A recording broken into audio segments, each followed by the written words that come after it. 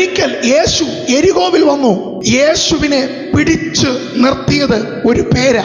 ഒരു കണ്ണുപൊട്ടന്റെ, ഒരു ഭിക്ഷക്കാരന്റെ വായിൽ നിന്ന് നിലവിളിക്കുക എന്ന് പറഞ്ഞാൽ അതിന്റെ അർത്ഥം നില മറന്ന് വിളിക്കുക.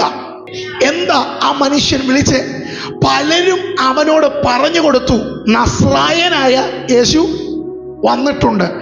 ഇവരുടെ വിചാരം അടുത്ത ഗ്രാമമായ നസ്രയത്തിൽ നിന്ന് വന്നവനായ യേശു എന്ന.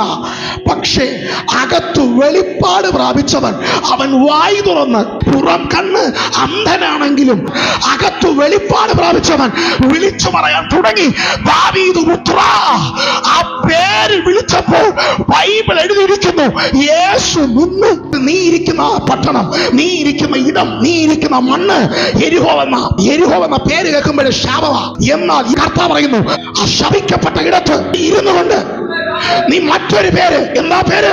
ദാവീദ് പുത്രാന്ന് നീ ഉറക്കെ വിളിക്കുമ്പോ നീ ഇരിക്കുന്ന മണ്ണിന്റെ പേര് മാറത്തില്ല. ഇരുട്ട്, നിന്റെ അടഞ്ഞ കണ്ണ്, നിന്റെ ജീവിതത്തിലെ ഇരുട്ട് നീ മാറാൻ പോകുന്നു. തിമായിയുടെ മകനാകുന്ന ബർത്തിമായെ ഭിക്ഷക്കാരൻ എന്ന് വിളിച്ചതുപോലെ നിന്നെ ചില പേരുകൾ പറഞ്ഞ് നിന്നെ പരിഹസിക്കുന്ന, നിന്നെ വിളിക്കുന്ന ചിലരുടെ മുമ്പിൽ ഇന്ന് രാത്രി കർത്താവ് പറയുന്നു, നീ ഇനി ഭിക്ഷക്കാരനല്ല, നീ ഇനി ക്രിസ്തുവിനെ അനുഗമിക്കുന്നവൻ.